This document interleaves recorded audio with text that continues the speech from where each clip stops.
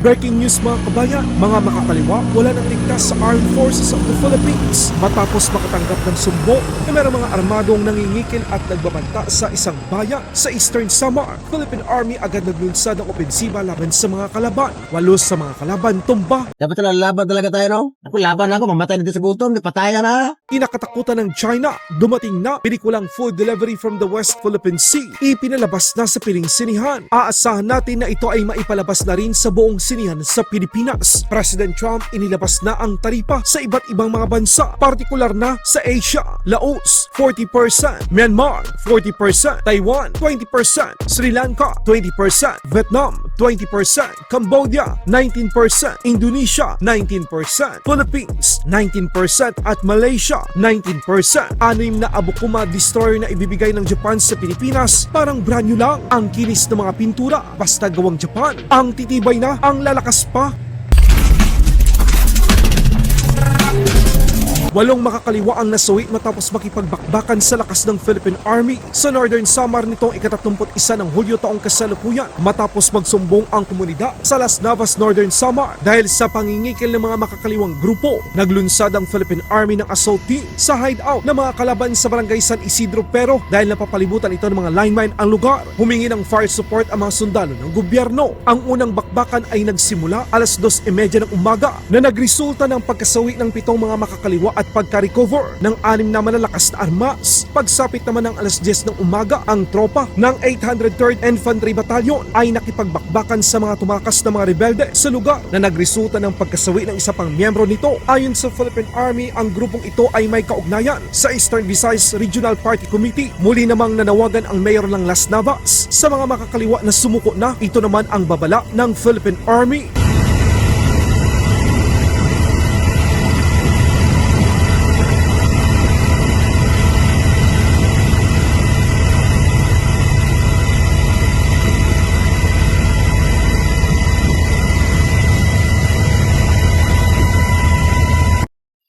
Sa mga natitira pang NPA, dyan sa SRC Sesame, sa Samar at saka Eastern Samar, pati dito sa Leyte, members ng Island Committee Levox, alam namin, nakukunti na lang kayo.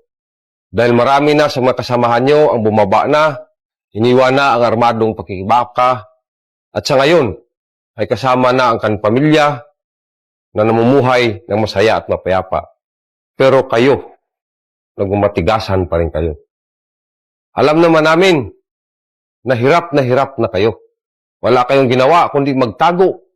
Wala na kayong suporta ng masa. Pati ang pamilya nyo, kaisa na namin para kayo ay tulungan. Ganun pa man, inibigyan pa namin kayo ng isa pang pagkakataon. Ultimatum nyo na ito.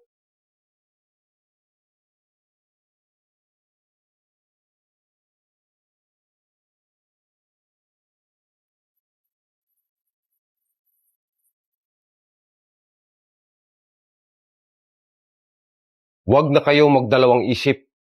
Habang wala pang masamang nangyayari sa inyo, huwag niyong sayangin ang pagkakataong ito.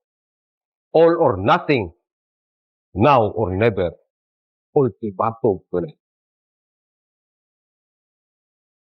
Sa ibang balita naman, kinakatakutan ng China, ipinalabas na food delivery from the West Philippine Sea, ipinalabas na ngayon sa bansa. Hindi pa man malawakang mapapanood ito sa mga sinihan. Ang importante na bibigyan na tayo ng access sa piling mga lugar upang makita ang totoong mga nangyayari at nararanasan ng mga mangingisdang Pilipino at mga otoridad ng Pilipinas sa West Philippine Sea kung paano sila apihin ng mga barko ng China. Ayon sa mga binitawang salita ng mga kababayan nating mangingisda sa pelikulang ito, lalaban sila alang-alang sa kanilang pangkabuhayan. Ito ang bumubuhay sa kanila tapos ganun-ganun na lang. Kukunin na lang sa kanila ng mga dayuhan. Sa ibang balita naman, President Trump inilabas na ang iba't ibang mga taripa simula sa Laos, 40%, Myanmar, 40%, Switzerland, 39%, Canada, 35%, South Africa, 30%, Taiwan, 20%, Sri Lanka, 20%, Vietnam, 20%, Cambodia, 19%, Indonesia, 19%, Philippines, 19%, Malaysia, 19%, Japan 15%, New Zealand 15%, Turkey 15%, South Korea 15%, Venezuela 15%, Israel 15%, at mga bansa na kasapi ng European Union 15%. Sa ibang balita naman, Abukuma class destroyer. Kahit luma na, parang bago pa rin. Ibang klase talaga kapag gawang Japan. Ito ang mga barkong pandigmang ibibigay ng Japan sa Pilipinas. Sino ba naman ang makakahindi nito? Dahil parang brand new lang kung titingnan ang mga pintura nito. Para lang sa inyong kaalaman, not just one but 6 sila ang ibibigay ng Japan sa Pilipinas. Grabe, ibang lakas talaga ang ibibigay nito sa hukbong dagat ng Pilipinas.